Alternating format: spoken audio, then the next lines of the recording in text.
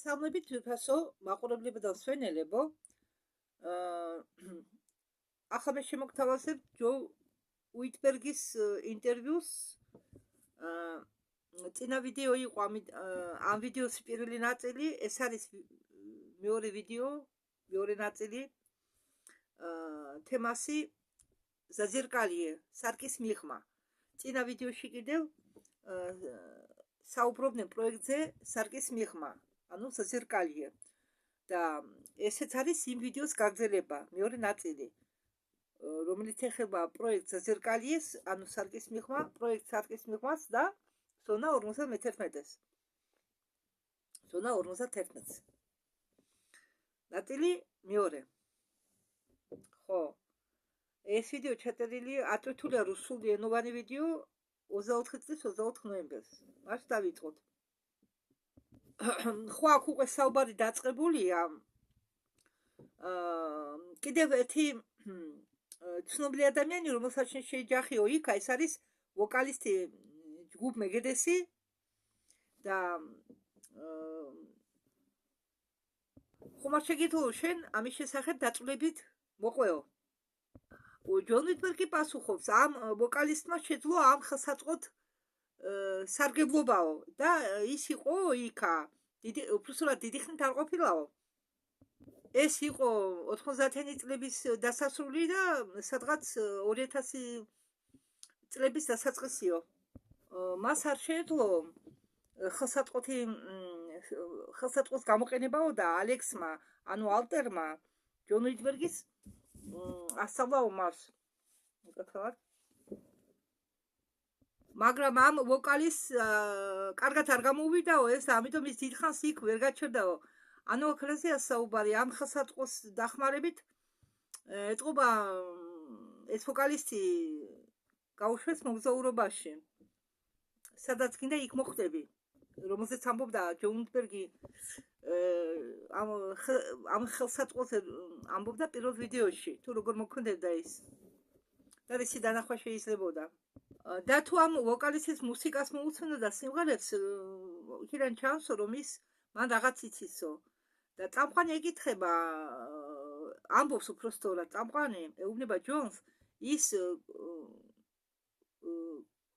კლონირებული ხომ არ არისო. ჯონმა ვერაფერი ვერ პასუხა, არ ვიციო. ჯონ უიტბერგი ამბობს, ჩვენ დროდადრო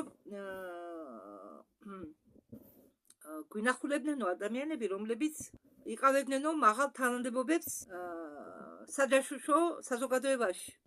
ჩვენ გვაკითხავდა გაერთიანებული შტაბების ხელმძღვანელი.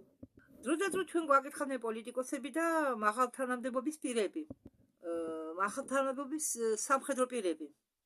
სხვა ქვეყნებიდან, რომლებთანაც ერთად ჩვენ თანამშრომლობდითო, არ აქვს მნიშვნელობა ისინი იყვნენ საფრანგეთიდან, ბრიტანეთიდან, კანადიდან თუ საიდან, არ აქვს ამას მნიშვნელობა. მაგრამ იყო ვიზიტები სხვადასხვა ქვეყნებიდან. ადრე მე ეს არავისთვის მithქვამსო, მაგრამ ეს მასე იყო.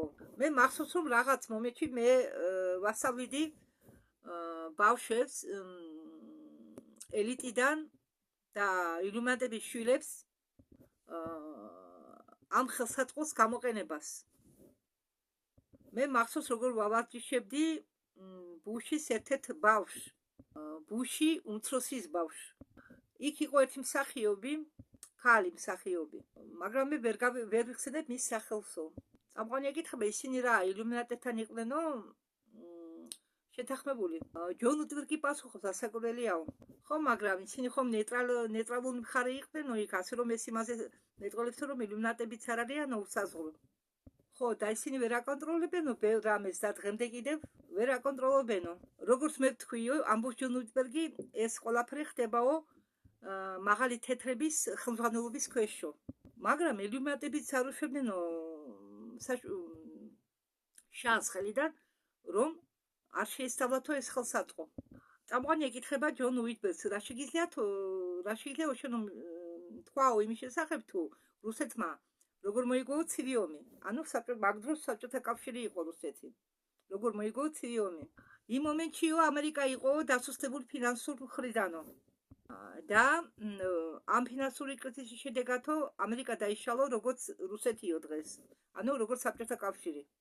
ხო, რუსეთის საზღვრები გაფართოვდაო საფრანგეთამდე და რუსებმა მოაწყოსო გერმანელების გენოციდი. იმ რეალობაშიო შოტლანდია გახდაო დამოუკიდებელი, მაგრამ შემდეგო თავისუფალი შოტლანდია გახდაო რუსეთის მარიონეტი. იმ რეალობაშიო ალბათ იმ ხელსაწყოს დახმარებით დადიოდნენ სხვადასხვა რეალობაში. ხო, ამის საშუალება არის, პარალელურ სამყაროებში შეგიძლია მოხდე, პარალელურ რეალობებში შეგიძლია ნახო. ეს ტელეპორტის ეს ამ ხელსაწყოს ქვია ტელეპორტი. ხო, წამყვანად თქვა, ესე იგი ამ ჰოლოგრამის დახმარებით თუ ამ ხელსაწყოს დახმარებით თუ ჩაერივნენო და თავიდან აიცილისო ეს ყველაფერიო. ჯონ უდბერგი ადასტურებს, ხო, მასე იყო თავიდან აიცილისო ის სცენარები, რაც მოყვა ახლა ჯონ უდბერგა რუსეთზე, საფრანგეთზე და ასე შემდეგ, ამერიკაზე. ესე იგი იმ რეალობაში, მეორე რეალობაში ამერიკა დაიშალა როგორც საბჭოთა კავშირი. ანუ ამერიკა ხო შტატების, სხვადასხვა შტატებიდან შედგება. ამერიკაში შედის ბევრი მექსიკის ტერიტორია. ხო და იმ რეალობაში შოტლანდია ამ რეალობაში, ჩვენ რეალობაში შედის ბრიტანეთის ქვეყანაში, მაგრამ იმ რეალობაში შოტლანდია იყო თავისუფალი და რუსეთმა გააფართოვა თავისი საზღვრები საფრანგეთამდე და გერმანელების წინააღმდეგ მოაწყო გენოციდი იმ რეალობაში და შოტლანდია გახდა რუსეთის მარიონეტი. კიდევ ვამბობ, სხვა რეალობაში, ამ რეალობაში არა, ჩვენ რეალობაში, სხვა რეალობაში. წამყვანი ეკითხება და რა არ მოეწონათო იმ რეალობაშიო?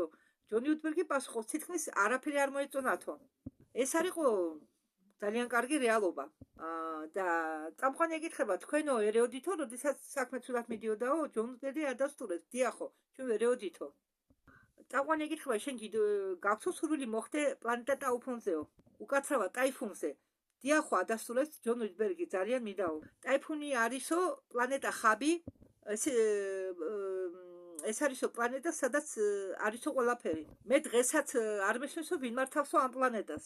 იქ არისო პლანეტები, სადაც ცხოვრობენ სხვადასხვა ნაირნაირი სახეობებიო და ისინი არსებობენ ერთიან საზოგადოებაში. და ეს ტაიფუნი არის ერთ-ერთი სავაჭრო ცენტრი galaktikuri magistralisa. ეს როგორც აბრეშუმის გზაა, ოღონდ პლანეტების სახით. წამყვანმა კითხა და ეს ყველაფერი ნაჩვენები იყო ვარსკვლავურ ომებში.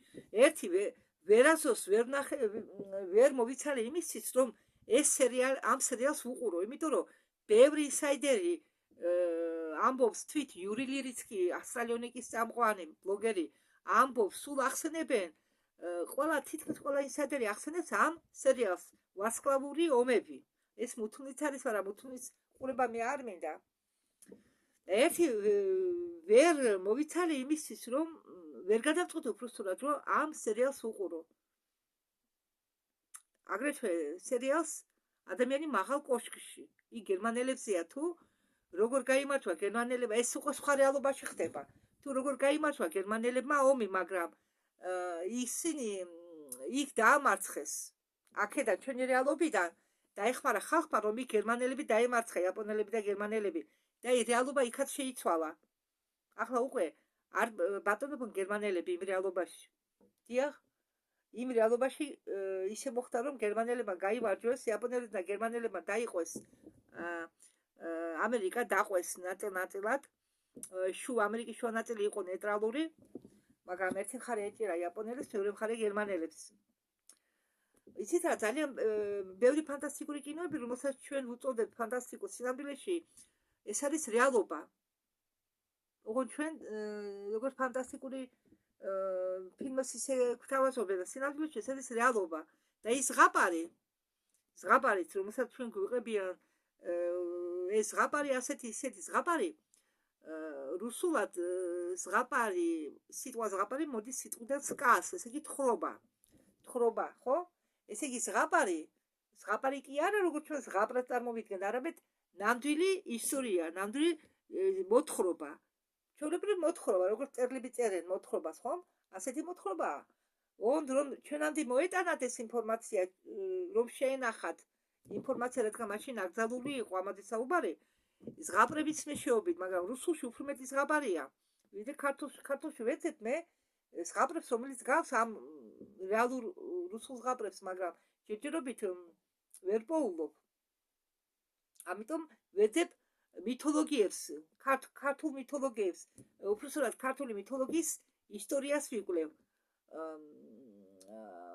ზოგმა შეიძლება ახლა ზოგს გაეცინოს რა თუნდა ახლის ქალს ახლა იწყებს იგი ხო მართალია, მაგრამ ჯერეთი ეს კითხვა აი ეს ყველაფერი რასაც მე ვაკეთებ მე მინარჩუნებს ტვინის საღმუშაობას ხო ვინც ტვინს ტვირთავს მაგას ანიზე არ დაემართება პირველი მიზეზი იმისა რომ ადამიანს ემართება ამნეზია სიბერეში ეს არის ტვინის არ დატვირთვა რაც მეტი იზოლირებია ტვინში მით უფრო გონიერი ადამიანი და მით უფრო მეხსიერების ხრივ ჯანმრთელია ეს ერთი და თან მე ვარ მარტო მე არ ქონდა მე მიყოდა ყოველთვის ბავშვიდან კითხვა მართალია მე ზეპირ საგნების და ზეპირება რაც არ მეცოდა იმის დაზეპირება მიჭირდა მაგრამ მე ყოველთვის ლიტერატურას მოთხრობას კითხულობდი ერთი წაკითხოთ იმახსოვრდი რაც მაინტერესებდა იმას ვიმახსოვრდი ერთი წაკითხოთ იცით რა უნიჭო არავინ არ არის უბრალოდ ზოგს ძინავს ზოგის ნიჭს ძინავს ხო მაგრამ რაც მე მინდოდა ხატვა მაგალითად მე კიდე სხვა რაღაცებიც მინდოდა მე არ გამიშვა მამამ რადგან სოფელში ცხოვრობდით არ გამიშვა მუშაობდა მთელი დღე არავინ პატრონი არ მყავდა მეტი მე რადგან დედასგან წამომიყვანა ერთი შვილი მე არ მინდაო სამი შვილი ყავდა მამაჩემს და მე წამიყვანა მისკენ გასაზრდელად მზდიდა მარტო კი მყავდა იქ მამიდეები ბებია მაგრამ ბებიას მე არ უყვარდი ფეხზე ვეკიდე მე ბებიას მამის დედას ძალიან ფეხზე ვეკიდე მამიდეებს თავის ოჯახები ყავდა კი დროს პოულობდნენ რომ დედაჩემი ეგინებინათ მე დავებულინგებინეთ წამოგიდგენიათ დედის გარეშე გოგო თან სადღაც მიგდებულ უღრან ტყეში ჩიხში ჩვენ შემდეგ ყანები იწყებოდა იქ ყანებში სადგომი იყო მეკარტეების კარტს ამართოდნენ ფულზე ხო და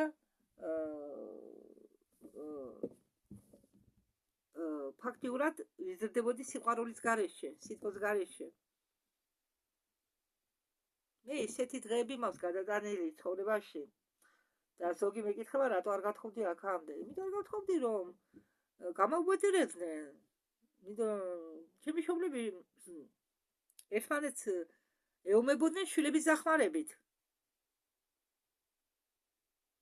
და არ მინდოდა მე მამასთან რომ ვიზრდებოდი ვითოდი მამის ხასიათი მასთან რომ ერთ-ერთი სიზმრე გაჩერდებოდა და მამას არ დომებია ჩემი გაბედნიერება და ოჯახება არა მაგას დომები ვარ მე ის მოინარეთ მოსამსახურეთ ნუ ხა ხო და წლების ბოლოს სიტილამდე მე შეძულა ჩემი დედინათვალმა მამაჩემს ჩემი თავი იცით როგორ ძულით მამაჩემს მე უწესობდით არასდროს მივლია პატიოსნად შევაბედი ჩემ თავს და კაცი ისე მერჩეოდა თითქოს ხალხს მეძავი ქალიშვილები ყავენ და იმათ არ აქცევენ ზურგს მამაჩემი კი მე მეკცეოდა უნდოდა მე მემუშავა მაგრამ არ მეჭამა მოთხნილებები ტასაც უნდა იმ ხრივ არ დამემაყვაფილა კაცო ხო ნუ ესე მაშინაც ხონდა და არ გამიშვა ცალკე მინდოდა არ მინდოდა რა ვქნა რამდენჯერ გამოვიქეცი იქედა რამდენჯერ გამოვიქეცი ისე უკან შემექნა დასაბრუნებელი არასდროს არ მოხდა და საშუალებას მეფთები გამიშალა იმიტომ რომ მას არ ჭირდებოდა თავისუფალი შვილი დამოკიდებელი შვილი მას ჭირდებოდა ისეთი ხალხი რომელსაც საერთოდ უყვარდა ხელისუფლების მოყვარული კაცი იყო მამაჩემი უყვარდა ეს ბრძანებლობა ჭკუის სწავლება დამცირება ადამიანის კაცი ცეხის უფროსი იყო ცეხის უფროსი მაგრამ იცით რა ეს ადამიანი შეიცვალა, როდესაც აღმოჩნდა გალში. ძალიან შეიცვალა, დაიწყო სმა, კაცი რომელიც არ იგინებოდა და არ სვამდა. გალმა გალი არა განვითარებული, გალში ცხოვრობენ ხარნი და ხალხი გამოვლანძღო, მაგრამ მენტალიტეტი სხვანაირი. ნუ ახლა ბულინგი და ის ყოველ გახდება სკოლაში. მე ვიყავი ბულინგის სკოლაში ვსწავლობდი იქ. ფოჩი რო ვსწავლობდი სკოლაში, იქაც ბულინგის პრობლემა ვიყავი, რადგან იქ უფრო რუსები იყო სკოლაში დავდიოდი მე ფოჩი. აბულინგებდნენ რუსები, სამხედროების შვილები იყო ყველა. გალშიც დედა რო არ მყავდა და გაიგეს მე ცუდად მეკცეოდნენ და წარამარა სკოლაში დარბოდა მამაჩემი. მამაჩემიც ეშინოდა როგორც გამოჩნდებოდა სკოლაში. ხო რას მოვიდა მამაშენი, რისის მოვიდა მამაშენი. ხო და ამას ვამბობ. არც გაკეთება არ ვიცოდი. მე როგორც დედინათოლი მომიყვანა სახლში მამაჩემმა და სულ მაყვედრი და შენო სამი მამი და ყავს ვარ და რატო არ გასწავლის თორაფის გაკეთება. და მან შეადულა მამაჩემს ჩემი თავი. ისი მოხდა რომ მას შვილი არ ეყოლა. იმედი ქონდა მოვიდოდა შვილს გააჩერდა მე გამაზრდებინე და მის შვილს ალბათ. ახლა მამა აქტარია. დედინათოლი კი მარტოა დადის ხანათით მიშვილის სახლში, ახლა მეორე მიშვილის სახლში. მე ვცემდი მაგას პატის როგორც მამაჩემის ცოლს. მაინც მე ბოროტი არ ვიყავი არასოდეს. ის კი სულ რაღაც ეშმაკურებს მიკეთებდა მე. სულ წყევლიდა. წავგიდგენიათ? სულ წყევლიდა. 24 საათი. და რას მეტყოდა იცით? თავის კი ხა შენი გასილითი შულს მოიქცები კარგად, მაგრამ შენობნები შენდი შულს შენ თავში მოგევლე მეგრუა და მე მეუბნები შეკვტარო. ასე მეუბნებოდა სიღურე. ნიშნავს შენ კვტარო. ო და იცით რა, ისეთი კი თაცენა გქონდა, იმიტომ რომ ახლა გადავხეთემი და ერთხელ მოვდიოდი ზუგდიდში. მეორე დღეს უნდა წავსვი ვიყავი და ლიმონს კრიფავს იქ და მესმის მაგითო და ერთ ყურზე ყრუა. არ ესმის კარგად. სვენა ცუდი ქონდა და მაგას რადგან არ ესმოდა, ეგონა მე არ მესმოდა და მე ყველაფერი მესმოდა საერთოდ, მაგრამ არ ყვებოდი. და არ ყვებოდი რომ მამაჩემი მაინც მამაჩემს არ მიდოდა ოჯახის ზანგრევათა. ხო და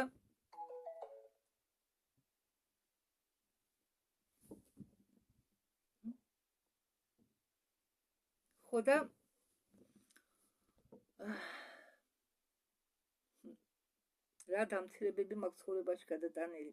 არა, მე ყველაფერი მე მამა ყველაზე მეტად მიყვარდა. მაგი არ იყო მისი ბრალი. ნუ კი ახლა ჩვენი ბრალიცაა, როცა რაღაც ხდება ცხოვრებაში.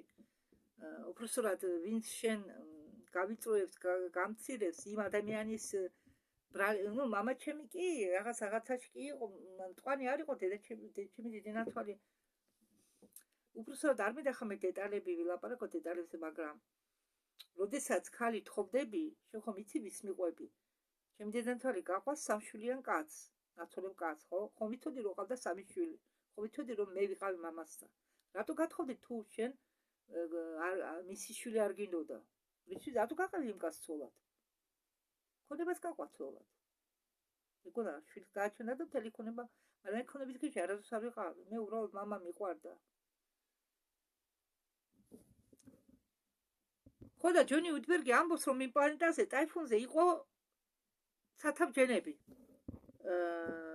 დაიკიდებ იყო ოკეანეები და ველური ადგილები, მაგრამ პლანეტა ტაიფუნი ეს არის ტროპიკული სამოთხე. ჩვენ ვიყავით იქ ძალიან ხშირად და ჩვენ იქ ვიყავით დაკავებული ვაჭრობით. ჩვენ თავი მოქონდა, თითქოს ყოფილიყავით პირატები, მეკობრეები და ჩვენ ცუდად არ გამოგდიოდა ეს. ერთ-ერთ პლანეტაზე, რომელზეც ჩვენ ვიყავით, იყო პოლიტიკური მოძრაობა. მათ უნდათ იარაღის მიღება. ჩვენ კი არ გვინდოდა რომ მათ იარაღი მიეხოთ. ჩაიგდოთ ხელში. ამიტომ ჩვენ მოგვიწია ჩანერგვა შავ ბაზარში. ჩემი ერთ-ერთი შვილი იყო დაბადებული ტაიფუნზე და მე მენატრება ეს პლანეტაო. და ეს იყო 5 წლის უკან და იქ ჩვენ არანაირი მისიას არ ვასრულებდით გადარჩენ რაღაც ვინმეს გადასარჩენად. ტაიფუნზე არ იყო წესი, რომელიც გძალავდა შვილების გაჩენას. და მგონია ჯონ ვიტბერგა თავისი შვილი წამოიყვანა. პირიქით, ჩვენ გვიტარებდნენ აგიტაციას, რომ შვილები გაგვეჩინა, რადგან ისინი წარმოადგენენ ახალ აქტივს. და შენ ეუბნება წამყვანი ჯონ ვიტბერგს, შენი შვილი შენ შვილზე ზრუნვა დაიწყო, შენი შვილი შენ პასუხისმგებლობის ქვეშ აიყვანეო და წამოიყვანეო შენ პროექტში და ასწავლეო მას, როგორ უნდა ესარგებლაო ხელსაწყოთი ზაზერკალიე, სარკის მიღმა. ხო, მაპატიეთ, მე შემეშალა, ის სხვა, ის ტელეპორტი სხვა, ის ხელსაწყო, რომლის დახმარებით ხედავდნენ, შეეძლო ნებისმიერ ადგილას ყოფილიყვნენ, უბრალოდ ენახათ მომავალი წარსული, ყველაფერი ენახათ, ის ამას ამ ხელსაწყოს ქვია ზაზერკალიე, სარკის მიღმა. ხო. ჩემი შვილი და მისი დედა გაიტაცეს, როდესაც ჩემი შვილი იყო 8 წლის. ევროპაში ეს ძალიან რთული. და შემდეგ ის ჩემი შვილი გააგზავნეს მონტოქში ტვინის გასარეცხად და მან გაიარა იგივე პროცედურა, როგორც მე და სხვებმა. მან ვერ არიდა ამას თავი. მე ვერ დავეხმარე მას, რომ ამერიდებია მისთვის ეს ამბობს ჯონი. მე ვერ შეძლია ჩემი შვილის დაცვა. წამყვანი ეუბნება, ეკითხება, შენ აქამდე სანამ შენ შვილს გაიტაცებდი, მისთვის სიმღერა დაწერე, რომელიც იყო გახდა პოპულარიო. ხო, ეს შენი სიმღერა შემდგომო ფილმში გამოჩნდაო. ხო, ასეთი ამდაგვარი რაღაცა ყოველთვის ხდებოდაო მონტოქში, ამბობს ჯონ ვიტბერგი. სიმღერებს, რომელსაც ჩვენ წერდითო, იპარავდნენო, მე ყიდიდნენ და ხდებოდაო ეს სიმღერა პოპულარული. ხო, ეს ერთ-ერთი სიმღერა არის ზღაპარი ალადინიდან. ხომიცით ალადინზე ზღაპარი, ხო, არის თქოს რომელი. მე მგონი ერთი ფილმია მარტო გადაღებული. და ჩემი შვილს ეშინოდა თუ ამ დანადგარის სარკის მიღმა. ხო, ეშინოდაო ამ დანადგარის. და არ უნდაო ესწავლაო მაგის გამოყენება. და მე გადავწყვიტე და მეტად სიმღერა, რომ ჩემი შვილი დამაინტერესებინაო. ის იმ დროს იყო 5 წლის. ესე იგი ეს იყო 1993 წელიო. და ეს იყო ფილმის გამოსვლამდე ალადინზე. წამყვანი ეუბნება, ეს გამოდისო, რომ მარტო დონალდ მარშალი არ ქმნისო ამდაგვარ სიმღერებსო. ეს დონალდ მარშალია, რომლის 5 ვიდეო მე გადმოვთარგმნე. ხო, მაგ ვიდეო ძალიან რთული მოსასმენია, რასაკვირველია, მაგრამ დონალდ მარშალი ბავშვობიდან იყო იმ წრეში და ყველაფერი იცოდა, ყველაზე. და მაგასაც აწერინებდნენ სიმღერებს. გამოდის, რომ ჯონ ვიტბერგსაც აწერინებდნენ სიმღერებს და მის სიმღერებს შემდეგ ყიდნენ, ან იპარავდნენ. ჯონ ვიტბერგი ამბობს, ხანდახან ჩვენ სიმღერებს მივყიდითო ხალხს. ეს ყველაფერი ხდებოდა მონტოქში. თუ კიდევ დაწვრილებით გაიგო ყველაფერი, მოусმინო ჩვენ ვიდეოს ფრაქტალური არაღზე, სადაც მე მონტოქს როგორ თქვა, разоблачаю. ქართული სიტყვა არის. Ну, в общем, მიღავთ ხსნის ამ პროექტს მონტოქს. ყველაფერს ყვება მონტოქზე. მაგრამ საქმე იყო ამდაგვარად. მე ხალხს ვეუბნებოდი, რომ ხო, ხალხის წინაშე წარდგებოდი როგორც სატანა. და ვეუბნებოდი, რომ მე ვყიდდი ხალხს. ხალხი ყიდნენ თავის სულებს მუსიკის სანაცვლოდ. მე ვიცმედი რუხი ფერს კოსტუმს, გამოვდიოდი კარიბჭედან, ურთიერთობდი ტელეპათიურად, დავიყენებდი ჩემ უნარებს. და თუ შენ ხარ ცრომორწმუნე ადამიანი, მუსიკოსები კი თითქმის ყველა არიან გამოვიწდა ახალ თქვი და ცრომორწმუნეები, მუსიკოსები უმეტესწილად არიან ცრომორწმუნეებიო და იჯერდნენ ამას. იჯერებდნენ ამ. და მით უმეტეს თუ შენ კარიბჭეს გახვალ და ტელეპათიურად დაელაპარაკები ვინმეს. არა, ეს პროექტი სარკის მიღმა არ იყო ეს. რაც სარკის მიღმა პროექტს ეხება, მე არ ვიცი ჩვენი სიმღერები როგორ მოხდაო მაინსტრიმში. მე ვფიქრობ, რომ ვიღაც საიდუმლოდ წერდაო ამ სიმღერებს. წამყვანი ეკითხება, შეიძლება ეს ალექს მაკრაო და შენ არ გახსოვსო. ჯონმა უპასუხა, შეიძლებაო.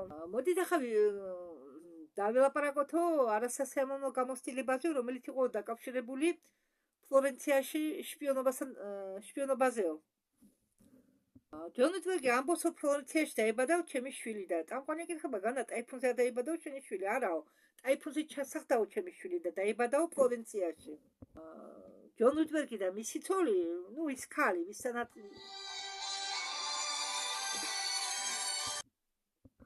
ჩვენ დაბრუნდით ამისიიდან ერთად და ცხოვრობდით ფლორენციაში და თვალყურს ვადევნებდით აეროკოსმოსურ განვითარებას. იქ ტარდებოდა პირველი ექსპერიმენტები საჰაერო ბუშტებთან და ამდაგვარი ექსპერიმენტები. ხო, ეგ ექსპერიმენტები იყო ძალიან პრიმიტიული. ჩემი შვილი დაიბადაო 5 კვირით ადრე, 5 კვირით ვადაზე ადრე. ჩვენ პანიკაში არ ჩავარდნილვად, არც მე და არც ჩემი ცოლი მელანი. ხო, რასაკვირველია ეს მისი ნამდვილი სახელი არაა, მე მის ნამდვილ სახელს არ ვიტყვი. ეს სახელი მელანი არის ჩემი ცოლის ალტერი სახელი. ხო, ის შენობა, სადაც ჩემი შვილი დაიბადა, ახლა იქ არის განლაგებული მუზეუმი და მისი ნაწერებიც იქ არისო. ჩემი შვილებიო, ამბობს ასე ჯონ უტბერგი, ეთყობა კიდე გააჩინა შვილები, ჩემი შვილები არიანო ზონა 51-ში. ამბობს ჯონ უტბერგი. ისინი ტვირთავენო ენებს ჩვენ თავებში, ხო, მაგრამ როდესაც ჩემი ცოლი მშობიარობდაო, ჩვენ ნერვიულობით დაგვავიწყდაო ენა. ხო და ერთმანეთის ენა არ გვესმოდაო. ცოლი არ ყავს აქ, ცოლი იმ პლანეტიდან ყავს. ტაიფუნის პლანეტიდან. ხო, პლანეტიდან სახელად ტაიფუნი. მაპატიეს სახელწოდებით პლანეტიდან სახელწოდებით ტაიფუნი. ისინი მარტო ენებს კი არა, უნარებსაც ტვირთავენ ხოლმე, უტვირთავენ ადამიანებს თავში, ვინც მონაწილეობს მისიებში. აი, როგორც მატრიცა ყველას გახსოვთ, ხო? ხო, წამყვანად ეს ფილმი გაიხსენა. მატრიცაში ტვირთავენ უნარებს. ნეოს როგორ ჩაუტვირთეს ბრძოლის უნარი?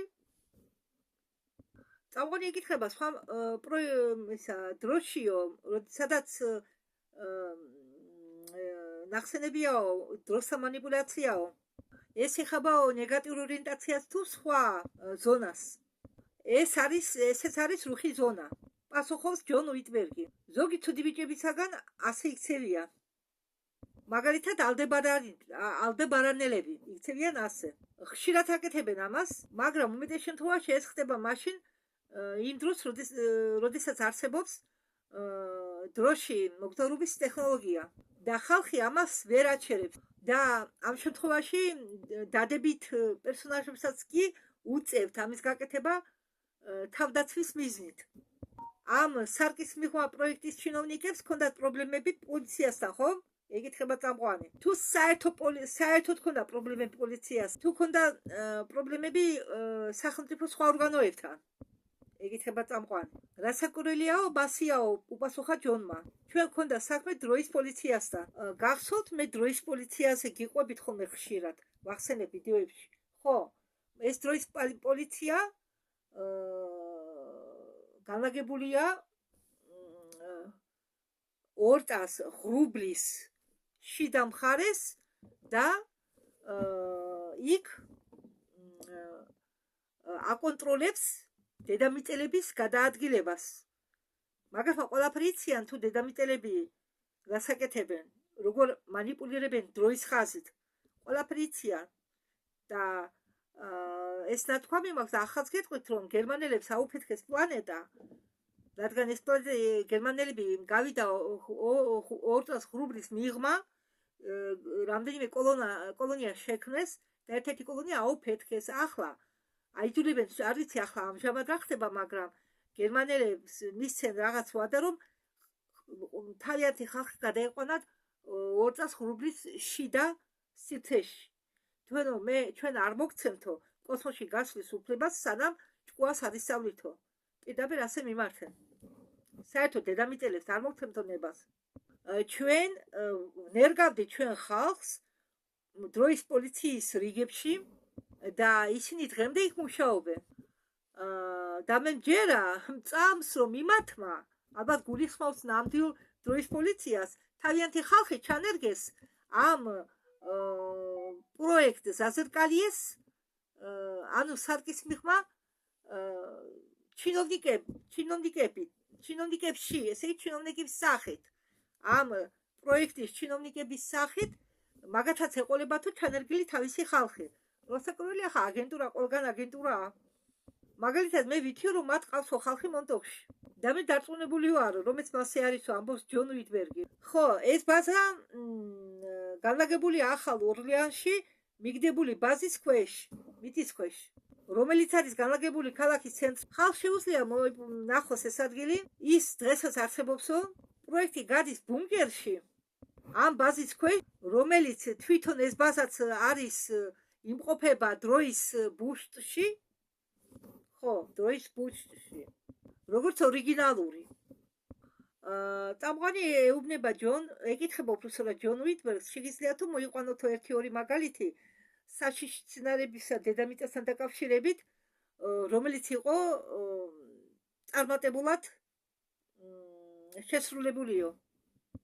ჯონ უიტბერგი პასუხობს, დიახო, 2017 წელსო ჩვენ თავზე დაგვესხაო მწერები და 10 წლის შემდეგ კაცობრიობა გადაიქცაო ბარგოდო ყველა გაგებაშიო და რა არის თითოეულ ალბათ გავიგებ. ხალხის უმრავლესობამ შეძლო გაქცევა და გახდნენ დევნილება სხვა პლანეტებზე. მაგრამ დედამიწის დიდი ნაწილი გახდა ბარგოს პლანეტის ნაწილი. ბარგო, აი ეს ყოფილა სახელწოდება იმ მწერების, რასებისა. წამყვანი ამბობს, ასეთი რაღაცა ყოველდღე არ ხდებაო. ეს არისო უფრო ექსტრემალური შემთხვევები. ხო მასიაო? ჯონ უიტბერგი ადასტურებს, ხო მასიაო. და წამყვანი ეკითხება ჯონ უიტბერგს, რა ტაქტიკას მიმართესო მაგათმა. ისინი ხო აკვირდებოდნენ ამას 2 წლის განმავლობაშიო. ჯონ უიტბერგი პასუხობს, ისინი უბრუნდებოდნენ წარსულშიო და იყენებდნენ სამხედრო ძალას, რომ თავიდან აეცილებიათ ამ წერების შემოჭრა. ხო, წამყვანი ამბობს, ხო, ეს ხელსაწყო ამ ხელსაწყოს მოაქვს, ამ პროექტს მოაქვს და საკვირველია სარგებლობა კაცობრიობის თვითონ, როცა ჩვენი ინტერესები ემთხოვაო. ჯონ უიტბერგი პასუხობს, კი, ისინი ამას არ აკეთებენო, რომ კეთილები არიანო მაგიტომ, მაგრამ ისინი მართლაც აკეთებენო ჩვენთვის კარგ საქმეს და მე მინდა ჩავამატო, რომ არ განადგურდნენ ის წერები თვითონაც დაზარალდებიან, ასე რომ პირდაპირ ისინი თავის გამო აკეთებენ ამას ყველაფერს. ვინც ამ პროექტებს მართავენ, ხო მასია? ასეა რასაკვირველია. არა, ეს ჯონ უიტბერგს არ უთქვას, მე ვამბობ. რა სიტყვიო იმ სიტუაციაზე, როდესაც მისიები არ იყო ჩავარდნილი. ხო, ჯონ უიტბერგი პასუხობს, ხო, მე მახსოვსო ალექსი ერთ-ერთი მისიის დროს დაიჭირესო. ის იყო ამ პლანეტაზე პატარა ოთახშიო. რატომ დაიჭირესო, მე არ მახსოვსო. ალექსი არის მისი ალტერი. ჯონ უიტბერგის ალტერი, ერთ-ერთი ალტერისაგან. ალტერს უნდა შეჭრა რომელიღაც ქარხანაში და მგონი ეს იყო სამედიცინო გამოკვლევებიო და ის დაიჭირესო. და მე მახსოვს ალექსი როგორ გარბოდაო ამ ქალაქიდან. ეს იყო რომელიღაც თვალეზე. არა, ეს არ იყო პლანეტაზე არ ხდებოდა, ეს ამბავი ხდებოდა ერთ-ერთ თვალეზე, ზის სისტემაში. და მე მახსოვს რომ მეძინაო ხიდის ქვეშო იმის ლოდიში რომ ჩემ კონტაქტს შეამჩნევნენო. ხო, ისინი აგზავნიანო ვიღაცას რომ გაიგონო თუ როგორ მინდისო მისია. მე რამდენი დღე ვიტექიო ხიდის ქვეშ საჭმელსო დედიო ნაგვის ურნებში, სანამ ვინმე არ შეამჩნია რომ მე არ გამოვჩენილ ვარ. მე გამომთვალეს და გამომიყვანეს იქედან. ჯონ უიტბერგი ამბობს რომ ერთ-ერთი ჩემი ავატარი იყო ჩინელი. ხო, ავატარია ვისაც არის ეს რა ავატარი კინო ხომ გაქვთ ნახე. ხო, ცნობიერება გადადის მეორე სხეულში, ავატარში. ჯონ უიტბერგის ცნობიერება იყო გადმოტანილი ამ ჩინელი ავატარში, რომელიც მუშაობდა ჩინეთში. და ეს ჩინელი ავატარი მოხდა ჩავარდა ტყვედ. რაღაც მიზეზით ის ჩვენ ვერ გამოვიყვანეთო ტყვეობიდან, ვერ გამათავისუფლეთო და ის გადაიცვალაო ჩინეთის შრომით ბანაკში. მგონი 50-იან წლებშიო. და წამყვანი ეკითხება ისინი როგორ უკავშირდებოდნენ ოპერატივნიკებს დავალების გარეთო.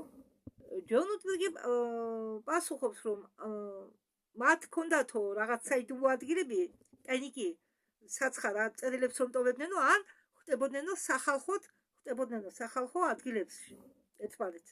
მაგალითად რესტორანში. ჯონ უდბერგი ამბობს, ჩინელებს მათ არ აქვენო, ხო, ჩინელებს ისეთი ტექნოლოგიები, რომ პირდაპირ კავშირში შევიდნენ მისიების დროსო. მაგალითად, ნაკლებად ხდებოდაო დავალებების გაუქმება. კი, სატელეფონო საუბრებიც გვაქვსო და ჩვენ ნაკლებად ვაგდებთო საერთოდ დავალებებს. თუ მაგალითადო დავალებაზე უშვებენო ავატარს კი არა ნამდვილ ადამიანს და ის იღუპებაო და მის ხელს ვერ პოულობენო, ეს ადამიანი ქრებაო სამუდამოდ ცხოვრებიდან. და ასეთი რამ ხდება ნაკლებათო საერთოდ, ძალიან ნაკლებათო. მე ვიცი მხოლოდ 5 შემთხვევაზე. ასეთ შემთხვევაზე. მაგრამ ასეთი შემთხვევები ყოფილაო. წამყვანი ეკითხება, დანადგარები ოდესმე გამოდიოდაო ტყობიდან? კიო, პასუხობს ჯონ უდბერგი. ესე იგი ყოფილა ესეთი შემთხვევებიო, რომ ვასკალური კარიბჭეები გამოდიოდნენ წყობიდან და დამტრეული ვასკალური კარიბჭეების გარემონტება ძალიან ძვირიშდებოდა, რადგან ადამიანებმა არ იცოდაო როგორ უნდა გარემონტოთ და ტექნოლოგიებიც არ არსებობდაო. ჩვენ გვიტევდაო თეთრი, მაღალი თეთრი წარმომადგენლების გამოძახება, რადგან მათ იცოდნენ როგორ უნდაო კარიბჭეების გარემონტება. ან ეძახედითო სხვა რასის წარმომადგენლებს, ვინც მოაგვარებდა ამ პრობლემებს. ამიტომ გვიტევდაო გადახდა იმისთვის, რომ ისინი სხვა პლანეტიდან მოიყვანათო დედამიწაზე. ეს იმის გამო ხდებოდა, რომ რაღაც სირთულეები იყო თუ იმის გამო, რომ მათ არ უნდა ცოდნოდათო არაფერი. ეკითხება წამყვანი. ჯონ უდბერგი პასუხობს, ორივე მიზეზებიდან გამომდინარეო. წამყვანი ეკითხება, ერთდროულად რამდენი გადაჩენის მისია ტარდებაო? ჯონ უდბერგი პასუხობს, 2-დან 5-მდეო. ისინი ცდილობენ ეს ლიმიტი არ გაზარდონო. წამყვანი ეკითხება, რამდენად ჭიმავდნენო ისინი მანძილს და დროსო? ჯონ უდბერგი ცდილობს გაარკვიოს, შენ რაც გულისხმობ მომავალს თუ წარსულსო. მოდი დავიწყოთ ჯერ მანძილიდან. რამ მანძილამდე ჭიმავდნენო ამას. მე ჯონ უდბერგი პასუხობს, მე მახსოვს, რომ ჩვენ დავალებას ვასრულებდითო გალაქტიკა პეგასში რამდენიმე პლანეტაზე, რადგან იქ არის რასა, რომელსაც აქვს გავლენა დედამიწაზე. ესენი არიან ადამიანები ზურმუხტის ფერის კანით, მუქი ფერის თმებით და ზურმუხტის ფერის თვალებით. მათი სიმაღლე შეადგენს 15 ფუტს და ეს ადამიანები არიან გალაქტიკა პეგასიდან და მათ აქვს პოლიტიკური გავლენა ჩვენ რეგიონში. და რაც შეეხება დროს, ფიქრობ ატლანტიდის ეპოქამდე. იჭიმებაო დრო. ხო, ესე იგი წარსულში ატლანტიდის ეპოქამდე შეიძლება მივიდნენ ამათი მისიები. წამყვანი ეკითხება, გახსოვსო რამე კონკრეტული მისიები? მე მახსოვსო, ამბობს ჯონ უდბერგი, რომ მე ესე იგი გამაგზავრესო ატლანტიდაში მუზეუმის კურატორის წარმომადგენლად. იმ დროს ატლანტიდაში იყო მუზეუმები, რადგან ამ მუზეუმში აგზავნიდნენ ყველა არქეოლოგიურ აღმოჩენილ ნივთებს, რადგან ამ ატლანტების შორის იყო ატლანტები, რომლებიც მოგზაურობდნენ გალაქტიკებს შორის და უფრო იქეთ კიდევ გალაქტიკების მიღმა. და მუზეუმში მოქონდათო სხვადასხვა კულტურული ფასეულობები და არტეფაქტები. და მე რადგან ვიყავიო იქ კურატორად გაგზავნილი, ზონა 51-ს ვაცდიდიო სხვადასხვა ნივთებსო შესასწავლად. წამყვანი ეკითხება, შენ გახსოვსო რა იყო ეს იარაღი, ტექნოლოგია თუ რაო? ჯონ უდბერგი ამბობს, კი მე მახსოვს ეს იყო რაღაც იარაღი ტექნიკა იყო რაღაც კაპიო შუბი ხო შუბის მაგვარი და ეს შუბი არ იყო ჩვეულებრივი შუბი ეს იყო ეს შუბი აგზავნიდა რაღაც ენერგეტიკულ ტალღას რომელიც აქრობდაო ყველაფერს თავის გზაზე აქრობდა კი არა აორთქლებდაო ხო ეს შუბი აგზავნიდა ენერგეტიკულ ტალღას რომელიც გზაზე თავის გზაზე აორთქლებდა ყველაფერს რაც კი შეხვდებოდა და ამას აკეთებდაო რამდენიმე ფუტით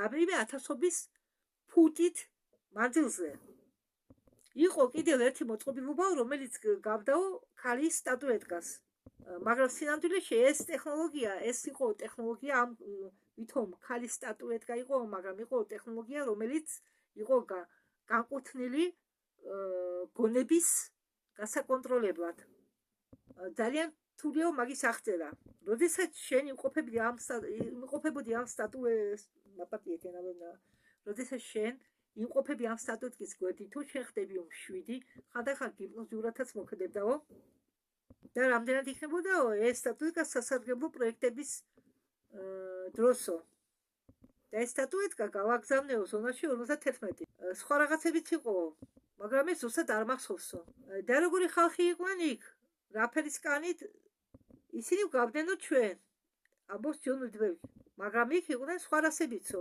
იყვნენ რეპტილოიდებიცო იყვნენ მთიანი ხალხიც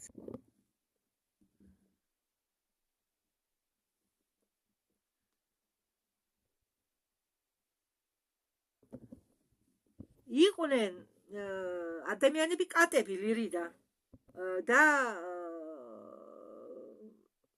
ადამიანები ცისფერისა ლურჯი ფერის კანით რომლებიც ყავს ჩვენ ანახი ვეგაში მათთან როგორ არის საქმეო ისინიც იყვნენო იქ ამბობს ჯონი წაღვანი ეკითხება რა სიტყვი აბორიგენებზე ძირ ამერიკელებზე იროკეზები ხომ სულთასისხლის ატლანტები იყვნენ თავიდან სინამდვილეშიო ამბობს ჯონ უდბერგი იროკეზები არიანო ლემურელები ატლანტები უფრო არიან ევროპელები და აფრიკელები და ვიღაცა კი არა კეისის წინასწარმეტყველება ხო გაგიგიათ ედვარდ კეისი ალბათ მას აქვს ნათქვამი რომ იროკეზები იყვნენ ატლანტები ამიტომ ამბობ რომ ყველა კონტაქტორის ინფორმაცია არ დაიჯერება და მე ახლა ინფორმაციას ვადარებ ბოლევის წინ ყოველთვის კი ბევრი რაღაცა ემთხვევა და ეს კეისი წინასწარმეტყველება ედვარდ კეისის არ ყოფილა სწორი იმიტომ რომ მაგის ნათქვამი ალბათ მაგას აქვს ნათქვამი რომ იროკეზები არიან ატლანტები სინამდვილეში იროკეზები არიან ლემურილები და ატლანტები კი არიან ევროპელები და აფრიკელები უფრო აფროამერიკელები და ლემურიელების სისხლი აქვს პოლინეზიელებს და აფრიკელებს უფრო წამყვანი ეკითხება ლემურიელები ხომ არ იყვნენო მაიმუნები თუ ისინი იყვნენო სულები რადგან მაშინ ისინი არ იყვნენო ფიზიკურ სხეულში და წამყვანი ეკითხება შენ ოდესმე შეხვედრე ხარო ცნობილ ადამიანებს კიო თქვა ჯონ უდბერგა ერთხელ რომ მე შეხვდიო უინსტონ ჩერჩილს მე მახსოვსო დედოფალ იზაბელასთან შეხვედრა ესპანეთშიო შენ შეხვედრე ხარო ოდესმე ცნობილ ადამიანებს შორეული წარსულიდან არტური და ანდაგვარიო ჯონ უდბერგი ამბობს კი შეხვედრივარო კიო შეხვედრივავთო ეგვიპტური ბერძნული და მესოპოტამური ღმერთებსო ის კი არა შეხვედრივავთო ღმერთებს მარდუკი და ენკეს მაგვარსო და ბერძნელ ღმერთს დიონისესაც შეხვედრივავთო ერთხელ შეხვდიო ჩვენ ერთმანეთს მაგრამ ის სხვილი არ იყო შეიძლება შემდეგ გასუხდაო იმ დროს არ იყო მსხვილი წამყვანი ეუბნება ეკითხება ჯონს ესე იგი ეს ღმერთები ყველა იყო ხალხი ადამიანების გვერდით სანამ მაგათმა არ იცოდნენ ჯერ თაყვანისცემა მათიო და შემდგომ ეს ღმერთები უფრო ხშირად იმიტომ გამოჩნდებოდნენ რომ ადამიანების წინ რომ ადამიანები უკვე მიეჩვენენ რომ მათ თაყვანისცემას და მათ ეს მოწონდათ რომ ადამიანები მათ ცემდნენ თაყვანს. წამყვანი ეკითხება როგორ გამოიყურებოდა მარდუკი. ჯონ უდბერგი პასუხობს მარდუკი უფრო ჩამოგავდა რეპტილიას ვიდრე ადამიანსო, იმიტომ რომ საკურველია ანუნაკი იყო მოგვიანებითი ანუნაკები ყველა გადაჯიშდა უბრალოდ გადაჯვარედინდა რეპტილიებთან. თავიდან ჩვეულებრივი ლირიანელები იყვნენ ისინი თავიდან. შემდეგ რეპტილიების გენები შეიერთენ და გახდნენ რეპტილიები ნახევრად თითქმის რეპტილიები. ხო, ჯონი უდბერგიც ამბობს, ესე იგი მარდუკი როგორც მე ვნახეო, იყო ჰიბრიდი დრაკონიელებთან. ხო გითხარით, ნახევრად ადამიანი, ნახევრად დრაკონიელი, რეპტილია. მაგრამ იმის გამორჩევა შეიძლება ანუნაკისაგანაც და რეპტილიისაგანაცო. ხო და მას რო არ ეთქვა, მე ასეთი ამის გადაჯვარედინება ვარო, გეგონებოდა რომ ვიღაც უცნაური რეპტილოიდი დგასო ჩემს წინაშე. წამყვანი ეკითხება და რა კავშირი ქონდაო მარდუკს ამ მისიასთან. რა კავშირი ქონდაო მაგათ თქვენ პროტოკოლთან. ჩვენ რაღაც გვჭირდებოდაო მისი სასახლიდან. ეს ადგილი, მისი სასახლე იყო განლაგებული ბალბეკის ადგილას, სახელსადაც ბალბეკიაო, ლივანში. ჩვენ იქნა რაღაც უნდა წამოგვეღო. ოღონდ არ მახსოვსო რა. თქვენ შეძლებთ თუ ამის გაკეთება ეკითხება წამყვანი. ხანძლივი მოლაპარაკებების შემდეგ კი პასუხობს ჯონი. ჩვენ მოგვიწიაო, მისთვის მიგვეყიდაო ცოტა გენეტიკური მასალა. ანუ ადამიანები. რომ მას შეძლოდა ახალი მონების დაბეჭდა. ეს იყო ერთ-ერთი როგორ გითხარ, გადახდის სახეობა, რომელსაც მარდუკი მხოლოდ ასეთი სახით გადახდას იღებდა. სხვა არაფერი უნდოდა, მხოლოდ გენეტიკური მასალა. ქონდათო თქვენ შემდეგ კიდე მასთან შეხვედრა და თუ ისევ ცოცხალიაო? ეკითხება წამყვანი. ჯონ უდბერგი პასუხობს, რომ მარდუკი ჯერ კიდევ ცოცხალია. ჯონ უდბერგი ამბობს, რომ ეს ისეთი თემაა, რომელზეც საუბარი მე არ შემიძლიაო. რადგან ეს არის მომდევნო ახლა მიმდინარე ოპერაციებიო, რომლებიც შეიძლება კარგად დამთავრდებსო. ამიტომ არ უნდა ჩაიშალოს. ადამიანები ამ პროექტის სადგის მიღმა თუ აქირავებენო თავის ტექნოლოგიებს, რას ფიქრობთო? ჯონ უდბერგი ამბობს, რომ ასეთი ტექნოლოგია სარკის მიღმა ერთზე მეტი არისო, გონიო. ესე იგი, ხო, საკურველია მხოლოდ ერთი ტექნოლოგია ხომ არ იქნება ბევრი. და ჯონი თქვა, რომ ჩვენ არასდროს გაგვიქირავებიაო ხელსაწყო. უბრალოდ ხანდახან ჩვენ ვადლებდითო ნებას ზოგ ადამიანებს მოსულიყო იქ ზონა 51-ში და გამოიყენებინათო ესარგებლათო ამ ტექნოლოგიით. თორე იქე ჩვენ არავის ვაძლევდითო. რა საქონელი იყიდება ყველაზე მეტად, ეკითხება წამყვანი. ტექნოლოგია მონები. პასუხობს ჯონი. წამყვანი ეკითხება, ყველა სახეობისო? კიო, პასუხობს ჯონი. და კიდევ იყიდება გენეტიკური მასალა ადამიანებისა, რომ ვინც მაგათ იყიდის, შეძლოს იმდენი შექმნა, რამდენიც უნდა. რამდენიც მოისურვება. რომ მაგათ შეძლო თავის მონების შექმნა. მე მუშაობდიო პლანეტაზე, სადაც მოდიოდნენ დევნილები და ის იყო galaktikuri ტრანზიტური გზა. იქ მუდმივად ვიღაც მოფრინდება და გაფრინდება. მე გამოიყურებოდი როგორც ჩვეულებრივი ადამიანი, ამბობს ჯონი. ხო, იქაური ხალხი არ ლაპარაკობენ ხმამაღალ, ლაპარაკობენო ტელეპათიურად, უმეტესწილად. ზოგჯერ ისინი იყენებენ ენას, რომელიც გააუქმო ნორვეგიულს.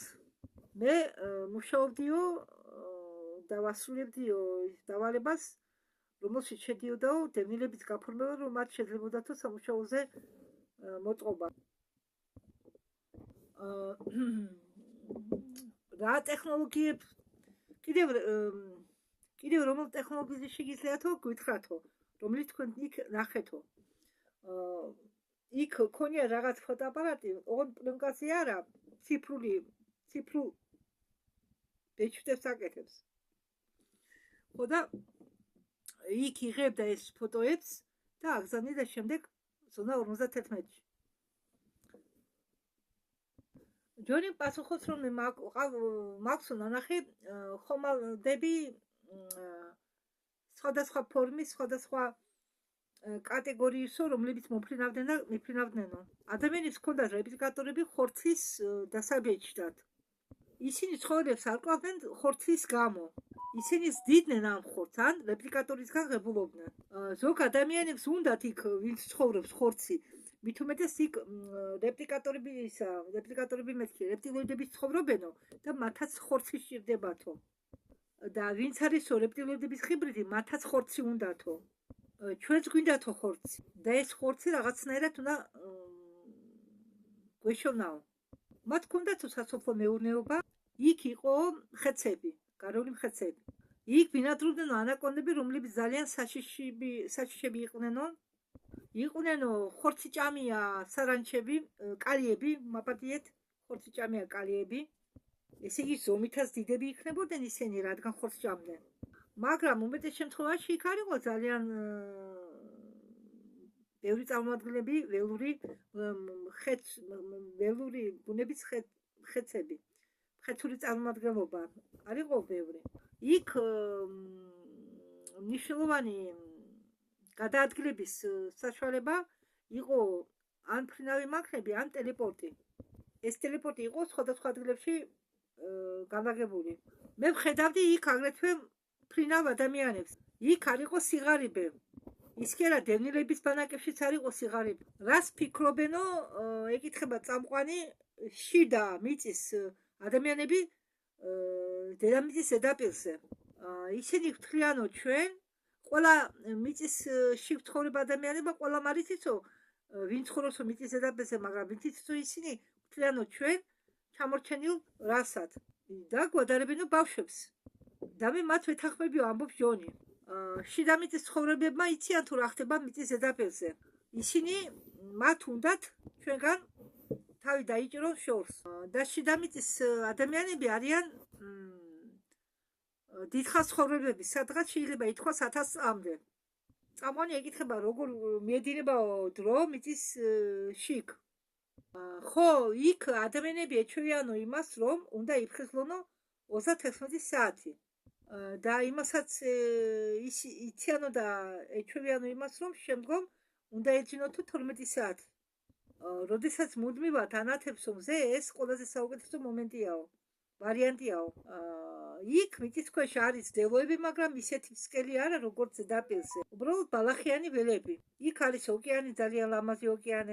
ოკეანეში შეგიძლია ყველგან იცურაო, რადგან სიღრმე არ აღემატება 100 ფუტს და იქ არის სიმშვიდე. ალბათ ზიგნები და ასეთი თევზები არ არიან. კაც ჭამია. მხეცებიც არიან იქ ნებისმიერ წერტილში. მხეცებიც ბინადრობენ, მაგრამ ბევრი არა. ზოგჯერ მოდის წვიმა. მაგრამ ტორნადოები და ასეთი მაგვარი რაღაცები არ არის. არც ჭექა და ელვა. იქ ელვა საერთოდ არ არისო.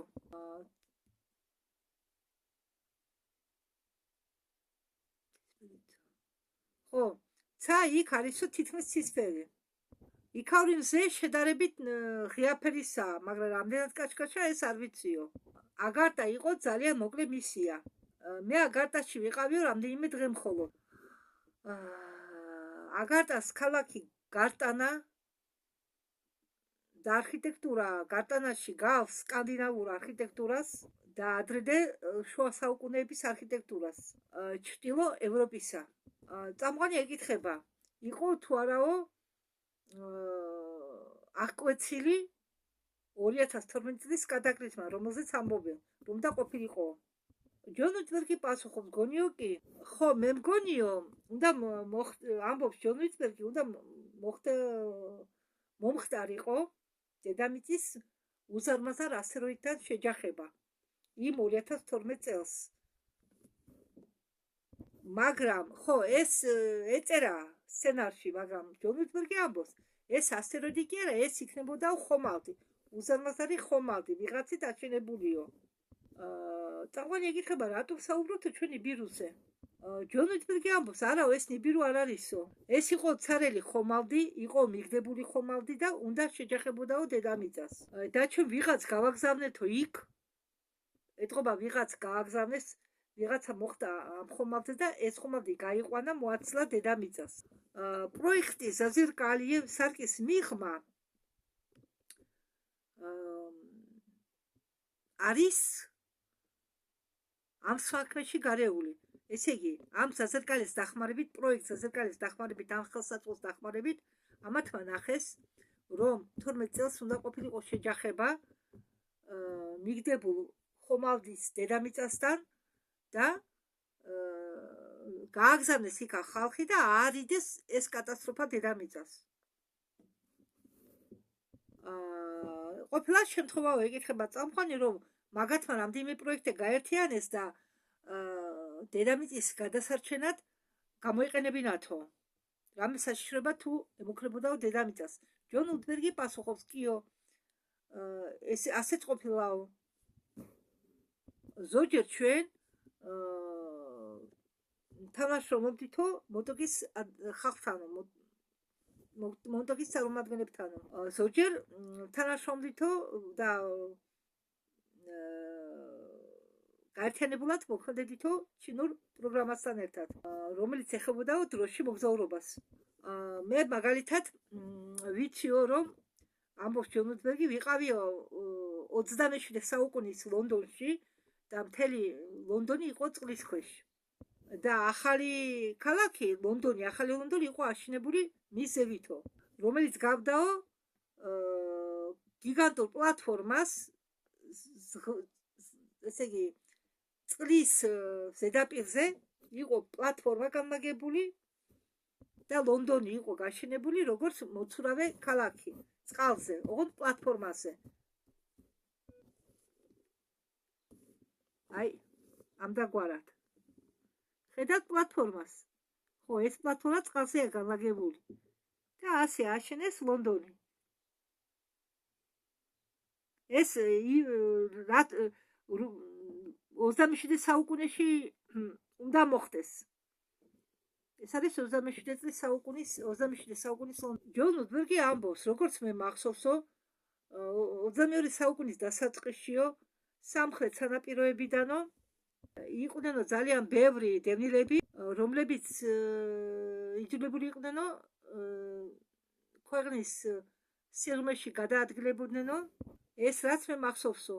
წამყვანი ეკითხება, პოლიცების გადაადგილებაზე არაფერი თქმულაო? არა, მე ასეთი რაღაცა არ გამიგონიაო, ამბობს ჯონი. და როგორ შედგება საქმე გეოპოლიტიკური ცვლილებასთან დაკავშირებით, როდესაც რუსეთი შეიჭრა უკრაინაში.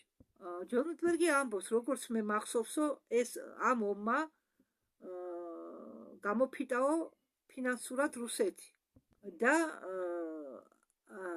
ამ ომის გაგრძელება მეტი არ შეეძლოთო. ამის შემდეგ ის დაიშალაო. ციმბირი გახდა დამოუკიდებელიო, ჩეჩნეთი გამოეყო რუსეთს და დაგესტანის გამოეყო მგონი. და ის ტერიტორია, სადაც ებრაელები ცხოვრობენო, ის ტერიტორიას გამოეყო რუსეთს. ყრიმი დარჩა უკრაინის შემადგენლობაშიო. წამყვანი ეკითხება, რა დაემართა ამერიკასო? ჯონ უიტბერგი ამბობს, ფლორიდა და კალიფორნია გამოეყო. ფლორიდა ხომ უნდა დაიტბოროსო, ეკითხება წამყვანი, რადგან ის დაბალი შტატიაო. კი, ბოლოს და ბოლოს ეს მასე იქნებაო, პასუხობს ჯონ უიტბერგი, მაგრამ სანამ დაიტბორება მანამდე ის გახდება დამოუკიდებელი. წამყვანი ეკითხება, ინგლისი დარჩებაო მოკავშირეების წევრიო? არა, ის დარჩებაო მასეთივე, ამბობს ჯონი. ტეხასზე რა სიტყვიო, ეკითხება წამყვანი. ჯონ უიტბერგი პასუხობს, ტეხასის მოსაზღვრე ტერიტორიები დაუბრუნდებაო ზოგი. ტეხასის მოსაზღვრე ზოგი ტერიტორიები დაუბრუნდებაო მექსიკას. და ტეხასის დარჩენილი ნაწილი კი დარჩება კავშირში. მაგრამ ეს მოხდებაო შემდგომი 100 წლების განმავლობაში. ეს ის არისო, რაც გავიგიო მე ჩემი და ალექსის საუბრიდან გამომდინარე. და ეს სცენარი, რაც ახლა თქვენს ილაპარაკეს ბიჭებმა, არ უშლისო ხელს არც პროექტ სარკის მიღმას, არც თეთრ მაღლებს.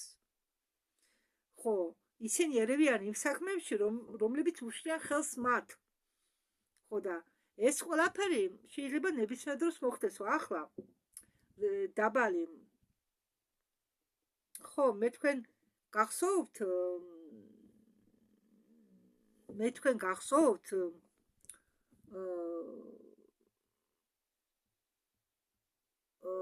მაქსიმენკოვის ვიდეო გადაგითარგმნეთ, წარღვნა მე-17 საუკუნის წარღვნა რუსეთში, ტარტარიაში. ხო, რადგან ჩვენ ცხოვრობთ შავ ზღვასთან, შავი ზღვის და კასპიური ზღვის შუაში და ამ წარღვნის დროს ერთ მომენტში ზუსტად მე-17 საუკუნეში მოხდა კასპიის და შავი ზღვის წყლების გაერთიანება. იმ მომენტში, როდესაც ტალღა წყლის წამოვიდა. ეს იყო ის დრო, როდესაც რაღაცა ჩავარდა, ზუსტი მიზეზი არ იციან, მაგრამ ვარაუდობენ, რომ ეს მოხდა, ეს პირველი წარღვნა. თუ რომელი წარღვნა არ ვიცი, მაგრამ რაღაცა მაიძულა ყინულოვანი ზღვის წყლები, ყინულოვანი ოკეანის წყლები გადმოსულიყო. დაიტოვება მთელი რუსეთის ტერიტორია, ციმბირის ტერიტორია, იაკუტიის თითქმის უმეტესი ნაწილი წყალს ჩაბარდა და ეს წამოვიდნენ თქვენ ჭაობები დარჩა, როდესაც წყალმა უკან დაიხია და ჭაობები ყოფილა იმის ნიშანი, რომ იქ იყო ადრე წყალდიდობა. ახლა თქვენ წარმოიდგინეთ საქართველოში რამდენი ჭაობია, ფოთი მაგალითად, ჭაობზეა აშენებული, ხო? ეს იგი ფოთი იყო დატბორილი. ანაკლიაც იქნებოდა დატბორილი, რადა ზღვის სანაპიროა. პალიასტომიც მე მგონი დარჩა მაშინ. პალიასტომის ადგილზე ხომ ხალხი ცხოვრობდა და ეტყობა, ხო, მე ბავშვობაში მახსოვს, რომ შავი ზღვის დელტა იყო, ხედავდი ეს ასე ზოლებს, წყლის ზოლებს, იყო უკან დახეული, შორს იყო.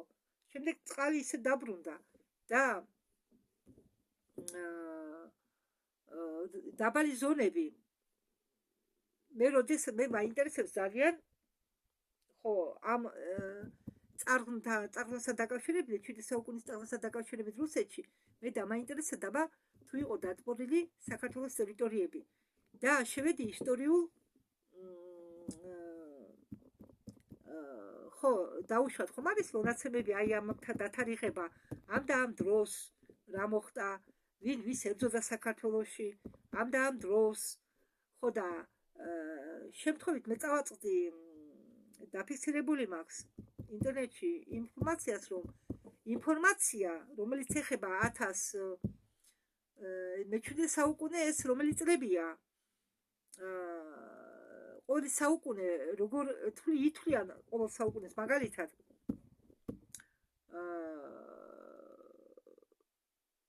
საუკუნე მე-17 საუკუნე ეს არის 1669-1700 წლიდან იწყება მე-17 საუკუნე და მე ვეძებდი, რადგან წყალდიდობა მოხდა 1600 რომელი წელი თქვა იმან 60 და რაღაც წელს გონი, არ მახსოვს ზუსტად, მიახლოებით მე-16 საუკუნის ბოლოს, მე-17 საუკუნის დასაწყისში. ეს წარღვნა, ეს წყალდიდობა შეეხებოდა რასაკვირველია მთელ ტერიტორიებს, მაგრამ მაქსიმენკომ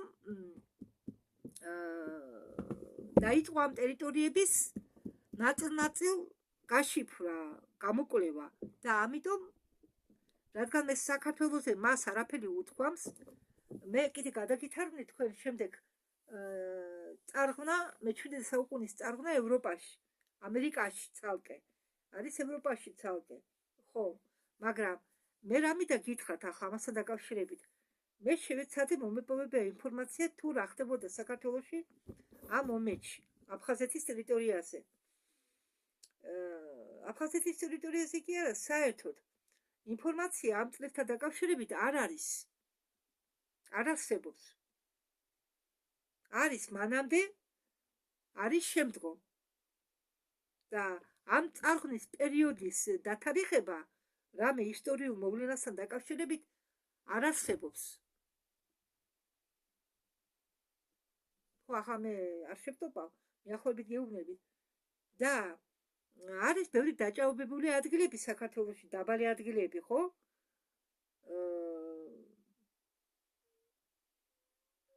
და რადგან ერთი პერიოდი იმ წყალდიდობის მომენტში კასპია და შავი ზღვა შეუერთდა ერთმანეთს, ხო, და ამ წყალდიდობის შედეგად გაშდა ისა დარჩა, როდესაც წყალი მიწყდა და დაუბრუნდა თავის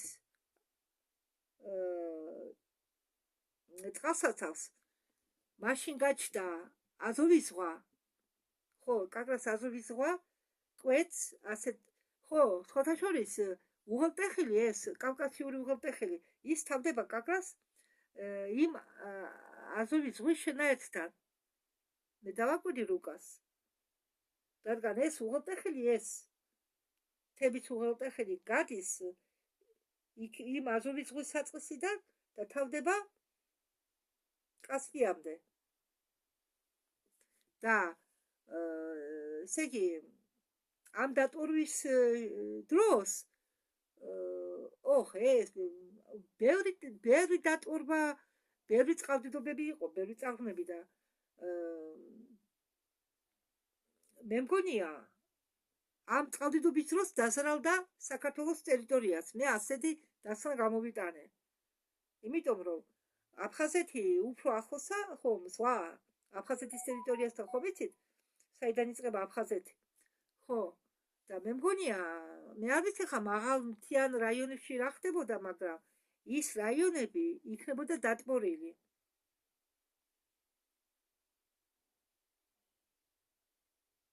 თან იქ ყველგან მდინარეებია, ხო, და ეს მდინარე ხო, ბატიე და კასპიას გამოიყო არალის ზღვა, რომელიც არა ახლა გაქრა. თუ არ ვწდები, თუ არა ჯერ გამქრალი, მაგრამ გონი გაქრა. კასპიმა შეიცვალა თავისი ფორმა. ახლა რაც ფორმისა, იმ ფორმის არ იყო კასპი. არის რუკები დღემდე მოსული ჩვენამ დროამდე, როგორ იცლებოდა კასპი. სიმართლე გითხრათ, გეოგრაფია არ მიყვარდა მე სკოლაში. არც რუკების მესმოდა არაფერი, მაგრამ ამ სიბერეში ისე დავინტერესდი ამ ყველაფრით, რატომ და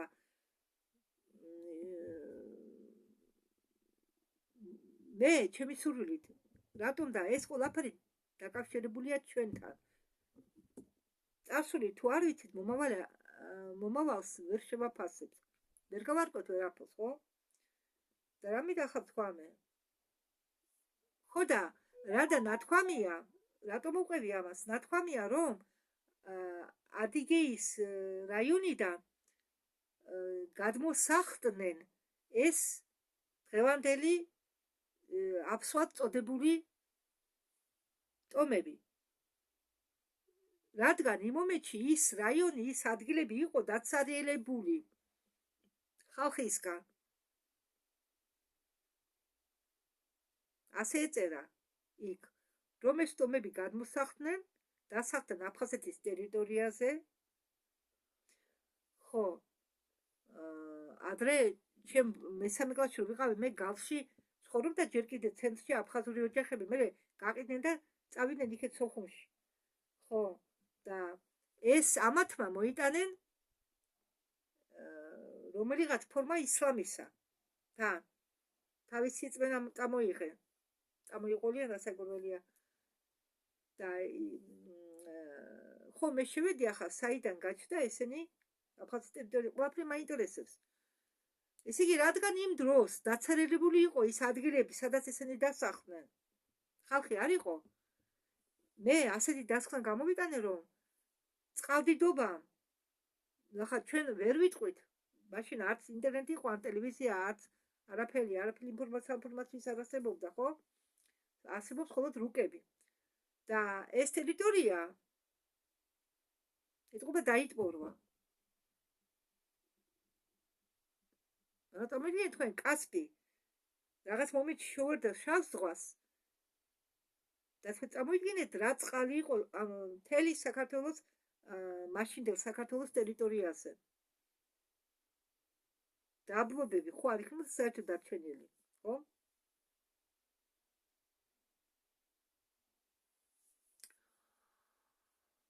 და რამე მე თქვა ამის შემდეგ დარჩა დაჭაობებული ადგილები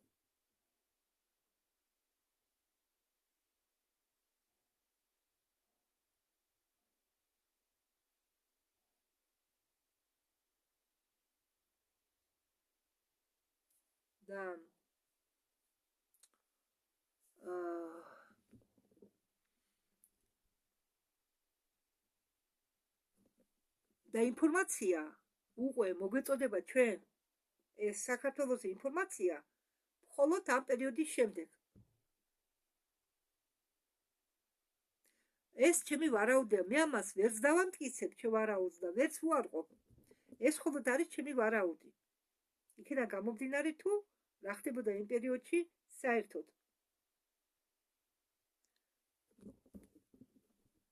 სამყარო ეკითხება ჯონ უიტბელს ახლა როგორ ფიქრობ შენ ეს პროექტი სარკის მიღმა საზირკალიე არის პროექტი ხელისუფლების ხელში ჩასაგდება და გასამდიდრებლად თუ რამე სხვა და ხომ არ გონია რომ ეს პროექტი სარკის მიღმა შევიდა ჩიხში ჯონ უიტბერგა თქვა რომ პროექტი სარკის მიღმა გამოვიდა კონტროლიდან და ახლანდელ მომენტში ეს არის არ არის საჭირო ამბობს ჯონი უიტბერგი მაგრამ ეს ამის შეუძლებელია კი არა ამას არ გააჩერებენ ამ პროექტს არაფერს არ გააჩერებენ თქვა ჯონმა უიტბერგა მანამ არ გაჩერდება ეს პროექტი სანამ რამე სერიოზული არ მოხდებაო და მას არ აიძულებენო შეაჩერონო ეს პროექტი ალექსი ეთახმება შენ ასლს ეკითხება წამყვანი არა ამბობს პასუხობს ჯონ უიტბერგი ალექსი ანუ მისი ალტერი ამ პროექტის მომხრეა რადგან ამ პროექტის ხელმძღვანელია ახლა მისი ალტერი წამყვანმა კითხა ჯონ უიტბერგს შენ ფიქრობ რომ ეს პროექტი სარკის მიღმა არაეთიკურიაო ხო მე მასე ფიქრობ პასუხობს ჯონ უიტბერგი და შენ მაგიტომ არ გაქვსო კარგი ურთიერთობა შენ ალტერთან ალექსთანო ხო მაგიტომ არ მაქვს კარგი ურთიერთობა ალტერთანო ალექსთან ახლა საბოლოო დასკვნა მინდა გავაკეთო რომ სხვადასხვა უცხო პლანეტელები უჭერენ ხარს სხვადასხვა ქვეყნებს სხვადასხვა პროგრამებს და რამე გითხრათ ახლა მოგმართოთ თქვენ არ აქვს მნიშვნელობა საქართველოს უფრო ალბათ რადგან მე ქართულად დავიწყე ქართულ ენაზე თარგმნა ამ რაღაცებისა ეს იგი მინდა რომ ჩემმა ქართულმა ხალხმა გაიგოს თუ რა ხდება სინამდვილეში შეიგნოს და მიხვდეს თუ რა უნდა გააკეთოს არა შეუგნებელი არც ერთი არ ვარ ჩვენ მაგრამ მე რა ვიგულისხმე ახლა ამის ქვეშ შეიგნოს რომ ჩვენ ვართ გავართ საფრთხის ქვეშ ჩვენ ვებრძვით როდესაც ამე კონფლიქტები ხდება იგივე კონფლიქტი აფხაზეთში იგივე კონფლიქტი ოსეთში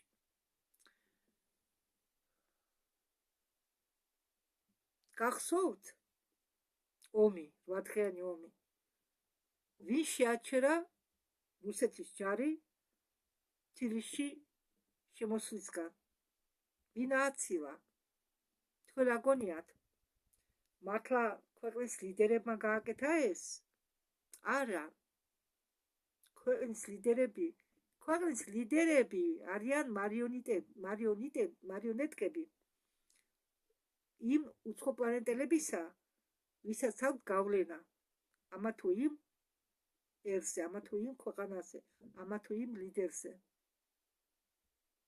თუ რა გონიათ, რისი შეეშინდებოდა მაგალითად, არ ვიტყვი სახელს, იმ ქვეყნის დიდ ქვეყანა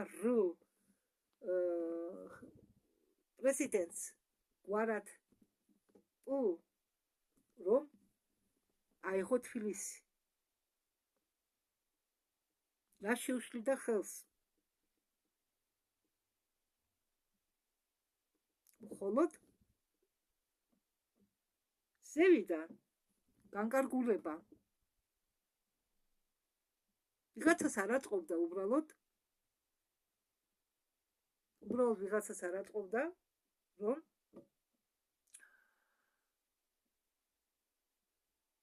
საქართველო დაყოფილიყო მთლად, ნაკუწებად, რომ გამხრარიყო თბილისი. რატომ? არ ვიცი. მაგრამ აქ ურევია ხელი ნეგატიური უცხო პლანეტელებისა, ვინც ცდილობს ხელები გაითვოს. აგერ ხომ გეუბნებით, აგ პროექტი სარგის მიღმა, проект «Зазеркалье». Кто в нем участвует?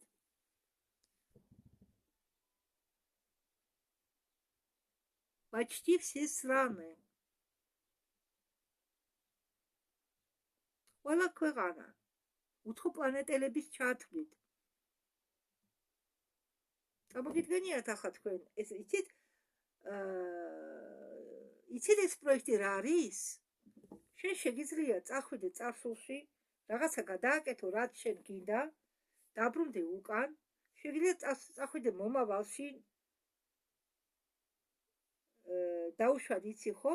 აი მომავალში ეს უნდა მოხდეს, მიხვალ, იქაც რაღაცას გადააკეთებ, წახვალ პარალელურ სამყაროში, გადააკეთებ იმას, როგორც შენ გინდა, ეს არაეთიკურია და ამას ებრძვის კოსმოსური პოლიცია, დროის პოლიცია, რომლებიც უკან დგან არიან არქიტექტორები, რასა არქიტექტორებისა. და თანავარსკვლავ ალდებარანში, თანავარსკვლავ ორიონში ცხოვრობენ ისეთი ცივილიზაციები, რომლებსაც აქვენ პოლიტიკური გავლენა დედამიწის ზოგ ქვეყნებზე. ეს ძალიან დიდ საშიშროებას წარმოადგენს. კი, ამ პროექტის მიხედვით შეიძლება სასიკეთოდ ეს პროექტი გამოიყენოს სასიკეთოდ ადამიანებისთვის, დედამიწისთვის, მაგრამ ხალხი იმ დროს თვლის, კატაგრიზოს იმიტომ აჩვენებენ, რომ თვითონ დაზარალდებია.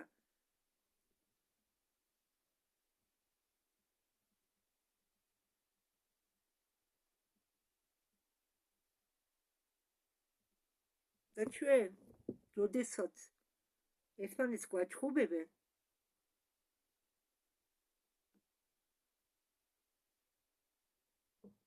ეს იმიტომ კი არ კეთდება,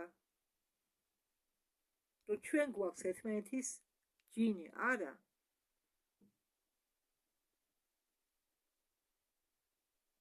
არა გამონაკლისი, რომ საქართველოშიც არიან ჩანერგილები, სუპერ ჯარისკაცები, რომლებიც ცხოვრობენ ჩვეულებრივი ცხოვრებით.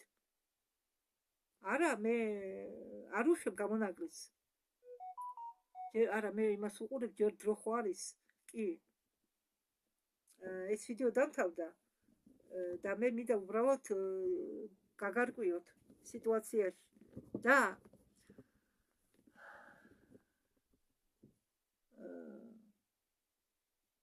მე ხა სახელ და გვალებს არაფერს არ შევეხები. მე უბრალოდ თქვენ მინდათ საერთო სიტუაცია აგიხსნათ. და არ არის გამონაკლისი იმისი, რომ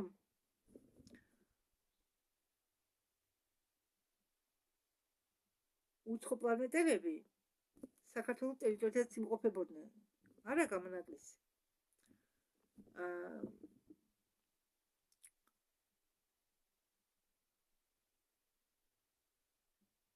საქართველოშიც არის ტერიტორიები, სადაც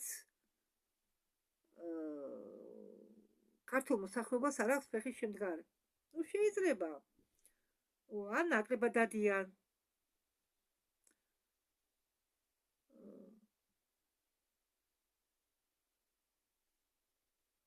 რატომ არ ჩაფიქრე, მე სულ მიკვირდა, რატომ გაფუჩდა შემოსავალი. მე გულისხმობ ფულს არა. შემოსავალი რასაც თესავს ადამიანი მაგისა, რატომ ვერ ღებულობთ კარგ შემოსავალს, რატომ გაფუჩდა თხილი. ეხლა ხელოვნურადაა გაკეთებული. თქვენ რა გონიათ ის ფაროსანაა? 1-2 კაკალი თუ იყო ადრე და ახლა ათასობით, მოგვიანებით ათასობით გამოჩნდა. ეს ფაროსანები ყველა გამრავლებულია ინკუბატორებში. ეს სპეციალურად გაშვებული, რომ გააფუჭოთ ეს სოკოვანი დავადებათ ხელს რომ აქვს. ზევიდანაა დაყრილი. მე ხომ გითხარით, მე ვარ ცოცხალი მოწმე. იმ დროს ვიყავი აფხაზეთში. უკვე პრობლემები მქონდა წელთან დაკავშირებით და რაღაცები ვიყიდი და სოფელში უნდა დაბრუნებულიყავი და მაღაზიასთან მივედი, იქეთი მაღაზია აპაცხუმო. რაღაცა დაიყარა ზევიდან. ჩამოყარა რაღაცა. ფერფლის მაგვარი, მაგრამ ფერფლს არ გავდა. იმიტომ რომ ფერფლი ხელზე მაინც შეგრჩება რომ დაგეცემა. ის ჩამიცვიდა მე თვალში და თვალმა შეიწოვა. დადნა თვალში. რუსიკურია მე თვალის წოთები ყოველთვის დამაქვს თან. და ხელად შევედი მაღაზიაში და გამოვივლე თვალი წოთებით. და ისეთი მომენტი იყო, დენი იყო. ითხოვდნენ ელექტროფეჩებით ყველგან. ფეჩი არავის არ ქონდა. არც ყვამლი გამოდიოდა წინ იქ პოთოლხისინ ადმინისტრაციის შენობა. არც საიდან ყვამლი არ გამოდიოდა. მე ვიცოდი ხელმტრელებზე მაშინ მომენტის ის. გარკვეული ვიყავი ამ საკითხში. ამიტომ მე მგონია შევამიდა მოგცეთ. ვისაც გაქვთ საშუალება, სათბურები გააკეთეთ. იმიტომ რომ ამ ხელმძღვანელებს ყრიან ღამღამობითაც. ნუ რომ თქვენი ნაშრომი არ დაიკარგოს, არ გაფუჩდეს. დაეცადეთ ქიმია არ გაუკეთოთ. ნუ ახლა გასაყიდად თუ არ გინდათ რასაკურველია. ამას ვამბობ გასაყიდად რომ რამე მოიწიოთ რასაკურველია ყველა უკეთებს ქიმიას. მაგრამ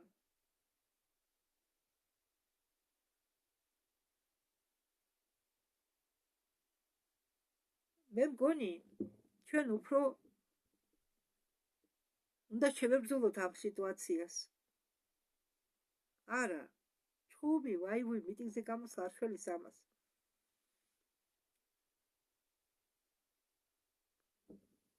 ერთ-ერთი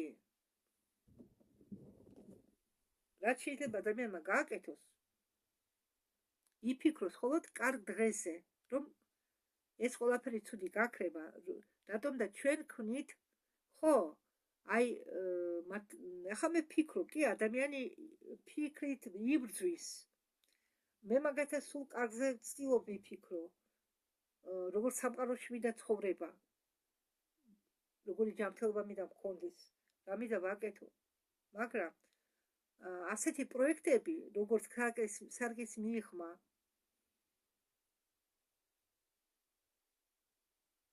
ყველას ართმევენ ოცნებებს. სანამ ისე იგი იარსებებს ისეთი ადამიანები, რომლებიც მანიპულირებას უკეთებენ დროს, სილცეს, ადამიანებს. რასაკურველია, რთულია ასეთ დროს ამ დაკوار სიტუაციაში რამეს და ვინმეს წინააღმდეგობა გაუწიო, მაგრამ მაინც კარგზე უნდა ვიფიქროთ.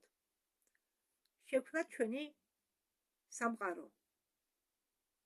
თუ როგორი გინდა თქვენ იყოს ეს სამყარო, ეს თქვენზეა დამოკიდებული.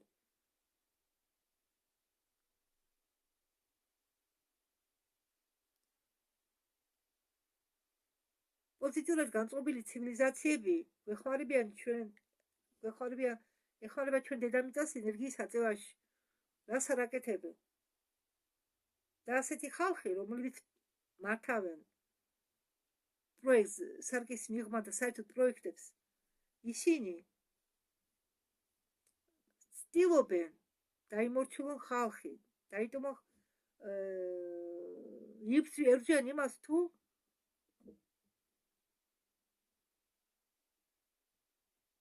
უბრალოდ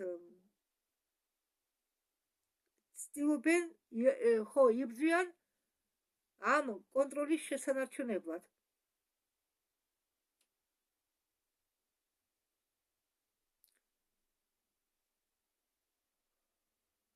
უბრალოდ მე რომ ჯანმრთელობა მქონდეს, მე რომ საშუალება მქონდეს და სოფელი მქონდეს, კაცი რომ ვიყო, ალბათ დაუბრუნდებოდი სოფელს, მიხედავდი სოფელს. იმიტომ რომ სხვათა შორის სანამ ადამიანები არ შეიცვლება, აი მაგალითად ავიღოთ, აი აფხაზეთის სოფელი, ხო? ვისაც ყავს საქონელი, ცდილობს ბალახი თუ არ დათოვა, თუ ამიდები არ გაფუჭდა, აძოვოს დროხა. ერთ უპატრონო სახლში, მეორე უპატრონო სახლში, რომ საკეთილი იყოს, შერი დროხება შეიძლება ხობე გაატეხონ, ხობე გაარღვიონ, შევიდნენ, მადანები დაოხრონ და ამ ნიადაგზე ხდება მერე კამათი და უყავაფილობა. მერე დაიტაცებენ რამდენიმე მიწას. ჩემია, ჩემი ბაბუისა, ჩემი ბებისა, ჩემი ბების ბებისა, ჩემი ბაბუის ბაბუისა. მე აქ ცხოვრობდა, არავის სხვას არ მიცემ, ეს მიწა ჩემია. ან სხვა მოგვარი რატომ და შემოვიდეს აქ, ყველანი ერთი მოგვარისავად. ხო, სანამ ასეთი ადამიანები არსებობენ, არ დაიწყობა ეს ქვეყანა. ასეთ ადამიანებს და ასეთ დოგმებს რაც ქვია, შენი ბაბუის, ბებუის, მიდი ახლა და რაც კი საქართველოს მიწებია გატაცებული, წადი და მოსთხოვე იმ ხალხს.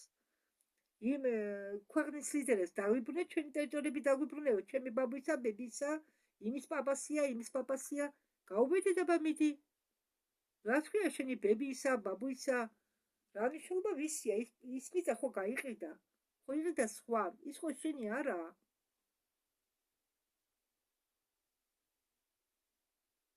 ხალხს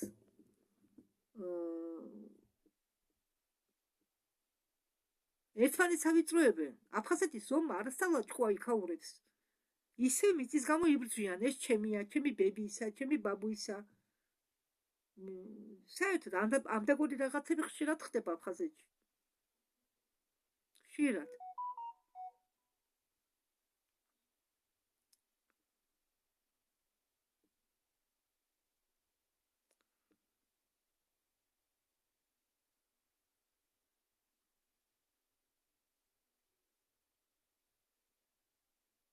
ჩვენ უნდა შევიცვალოთ.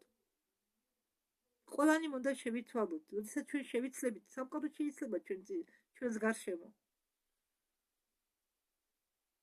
იცით რა, სადაც ხდება ეს ნეგატიური უბრალოდ კამათები.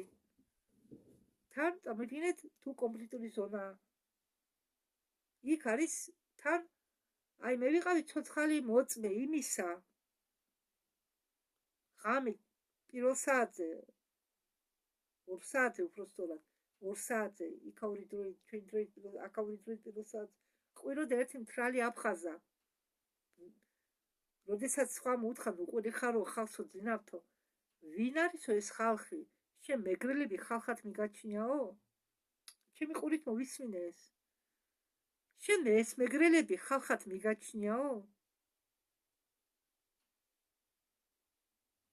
აი, შემოკარგებო.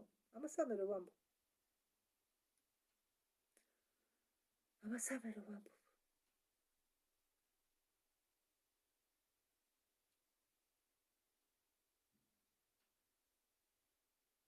კარგით, მოდით ამ ნოდაზე დავამთავროთ ეს ჩვენი დღევანდელი ვიდეო. გმადლობთ ყურადღებისთვის.